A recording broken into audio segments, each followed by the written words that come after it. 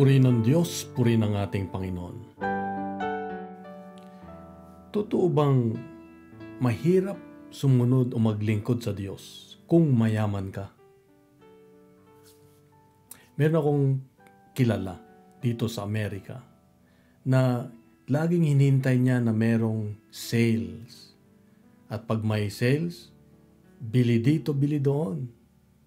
Kaya nga, ang bahay niya punong-puno ng mga bagay na binili niya. Halos hindi ka na makadaan sa loob dahil napakasikip na. Minsan, napag-isip-isip niya na ipadala lang sa Pilipinas. Nung makita niya na malinis ng kanyang bahay, lumuwag ang kanyang dibdib, lumiwanag ang kanyang kaisipan at naging masaya siya. Sa Ebanghelyo ngayon makikita natin na sabi ni Jesus, mas madali pang makapasok sa mata ng karayom ang kamelyo kaysa magpasakop sa paghahari ng Diyos ang isang mayaman. Ang katuruan dito na nakukuha ko sa ating Ebanghelyo, unang-una, hindi yung kayamanan ang nagiging dahilan ng hindi natin pagsunod sa kalooban ng Diyos o yung paglilingkod sa Diyos. Hindi masama ang kayamanan dahil regalo, biyaya ng Diyos. Ang masama kung tayo ay nagpapasakop sa kayamanan.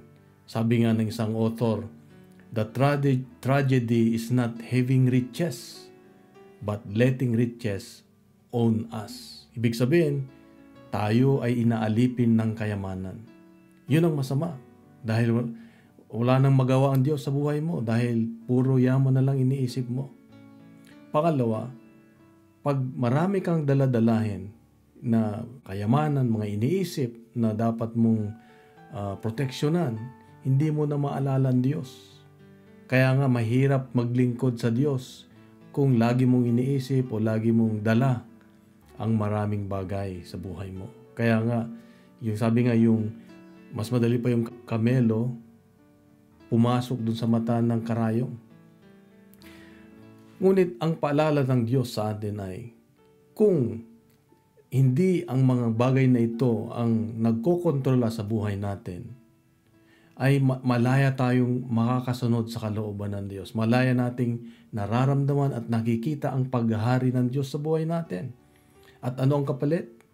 Pag inuna natin ang Diyos, nandun yung kagalakan, nandun yung pag-asa, nandun yung mararamdaman mo na yung buhay na lupa man ay langit na rin, sabi nga nila.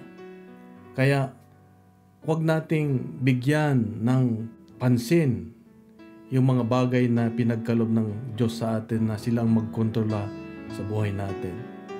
Regalo ng Diyos para magamit natin para unang-una mapalapit tayo sa Diyos. Pangalawa ay meron tayong may ibabahagi sa iba, may itutulong sa iba, nang sa gayon maramdaman nila ang pagmamahal ng Diyos. Kaya kapatid, anumang estado meron ngayon, ang mahalaga ay inuuna ang Diyos sa buhay.